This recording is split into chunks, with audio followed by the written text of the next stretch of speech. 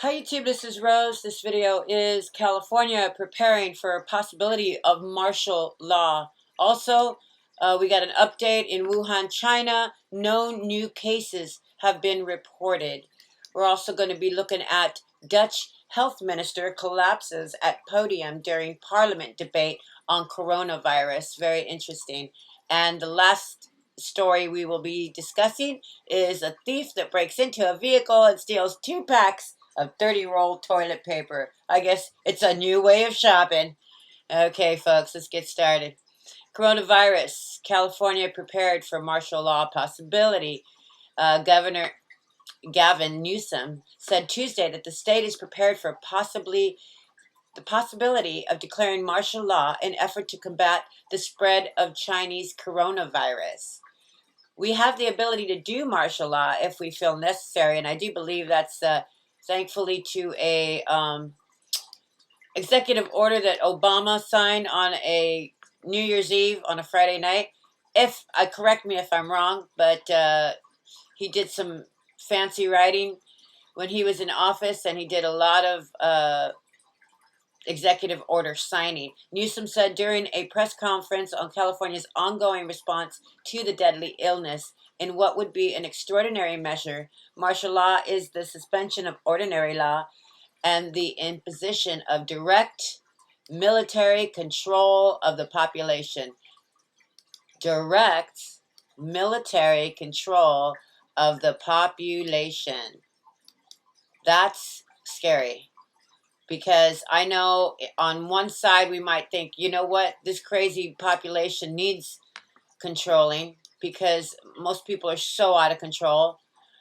But the thought of our free country, or what freedoms we have left, being curtailed by the military is not appealing. The government has already placed California National Guard on alert for humanitarian duties, including food distribution.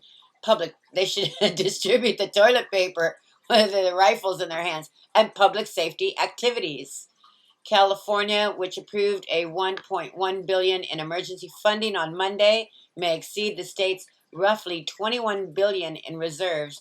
Oh, we got $21 billion in the bank, warned Newsom. The magnitude of this moment may exceed those reserves. Yeah, let's spend it all, huh?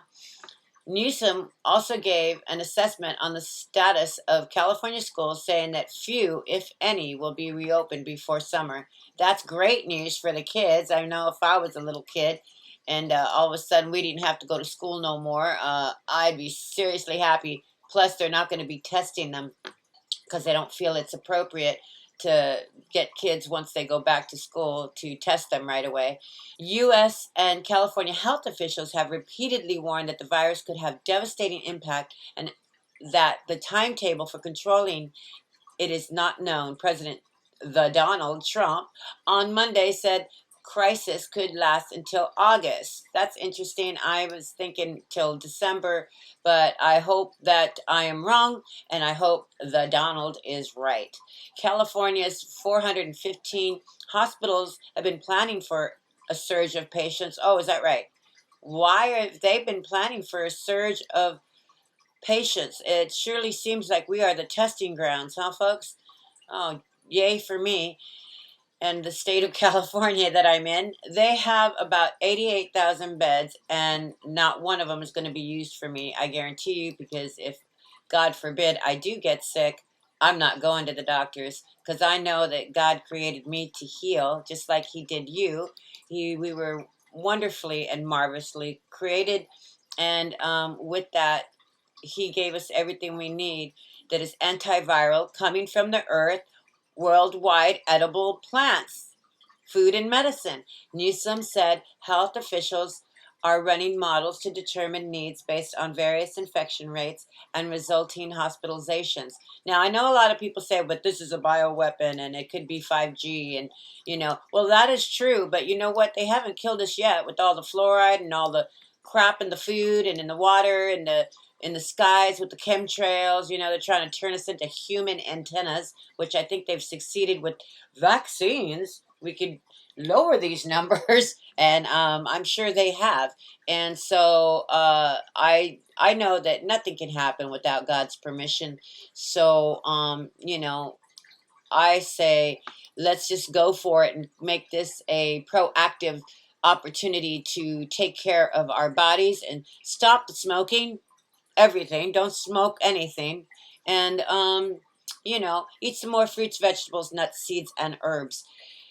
That's how you'll get your zinc, folks. And go outside in the sun if you can. Get your vitamin D or take your vitamins. I'm going to do a video on all this that I'm talking about, like worldwide edibles and what vitamins and minerals I take and I recommend.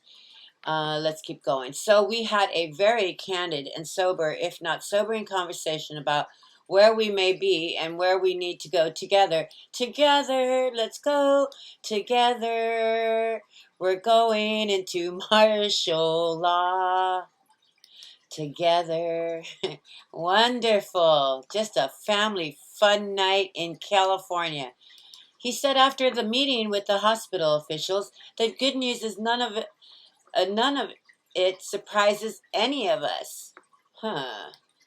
The good news is, that's the good news, that they're not surprised at any of this? Okay. We, as a state, working on our system, anticipating much of the needs, have been running plans to address them. That just sounds suspicious to me. I'm sorry. I'm a suspicious person.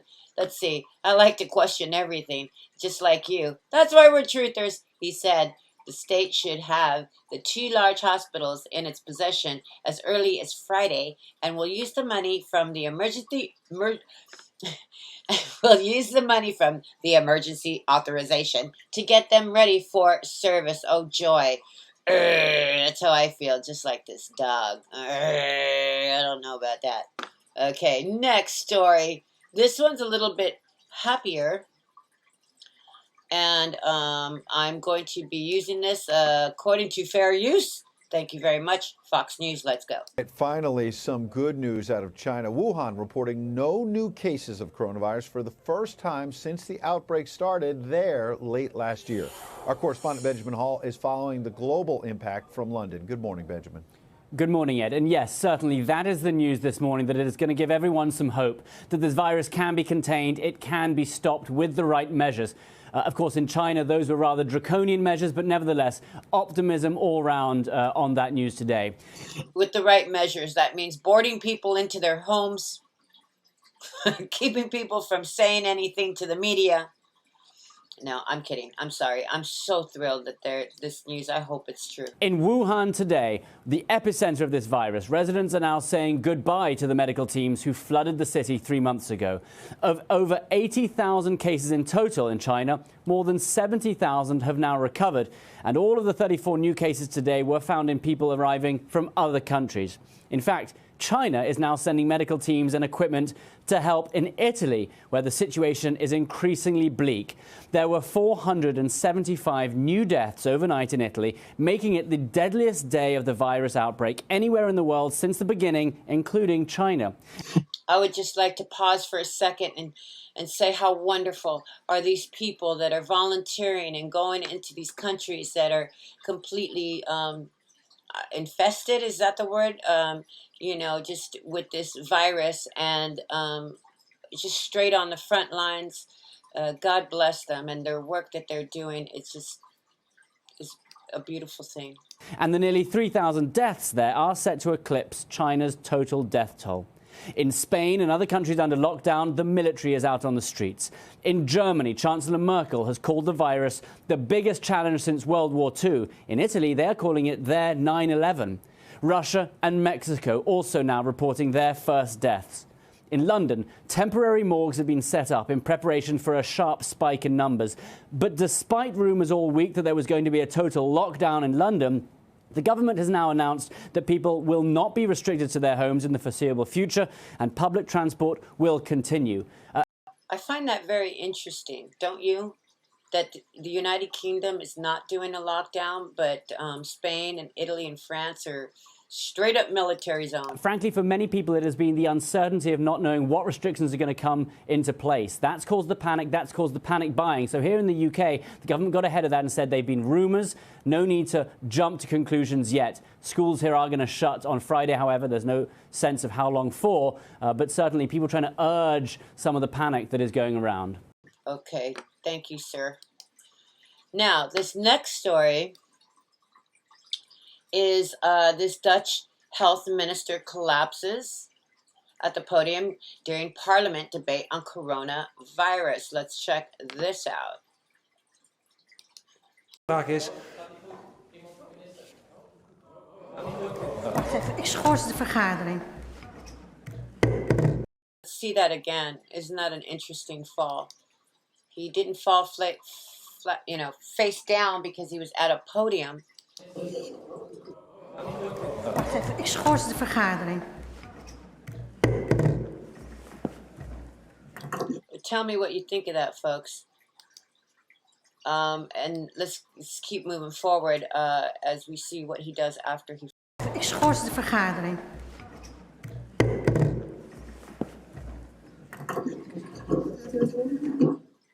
Now there's a pause in sound. He's trying to get up, or he gets up.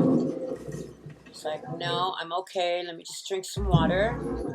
I'll be all right. No need to make a fuss. I'm all right.